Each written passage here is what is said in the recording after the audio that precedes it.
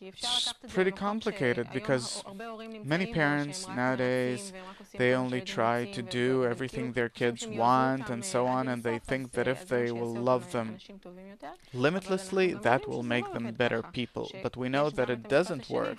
There's also the other side of it. He who spares his rod hates his child. If we don't limit the child, we don't show him certain boundaries, he becomes spoiled and so on. So how do you combine the two? On the one hand, a good example, and on the other hand, to set boundaries. You combine them all the time.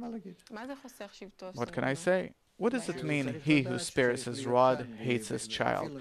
That he has to know that even towards a little child you have to behave in judgment, mercy, and by the middle line. What is each of these concepts?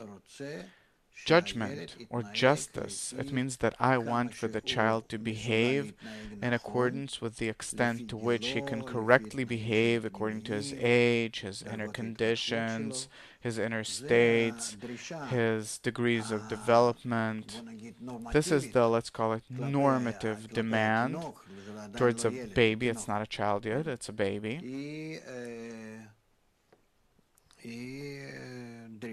It's a demand called justice, which is a demand. Mercy, on the other hand, is that I have love towards him and I want him to feel good from a place of utter love. And I have to combine these two attitudes towards the child. I have to bind my love, limit it, according to the measure of justice, according to what's good for the child in order for him to develop correctly in the right way. And then the average between the two, between the connection of justice and mercy, this is the direction, this is eventually my attitude towards my child. And then he sees me as various.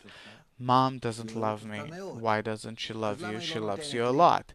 So why doesn't she allow me to play with electrical sockets, suppose?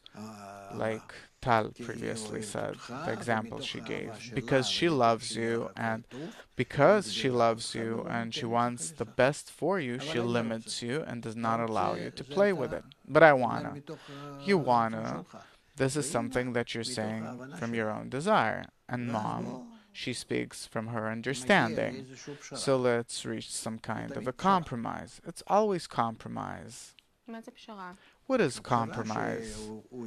The compromise is for him to understand your attitude and will accept it. First, coercively, because he has no choice, even though that he doesn't understand, and later on, willingly, that he will follow your reason in this respect.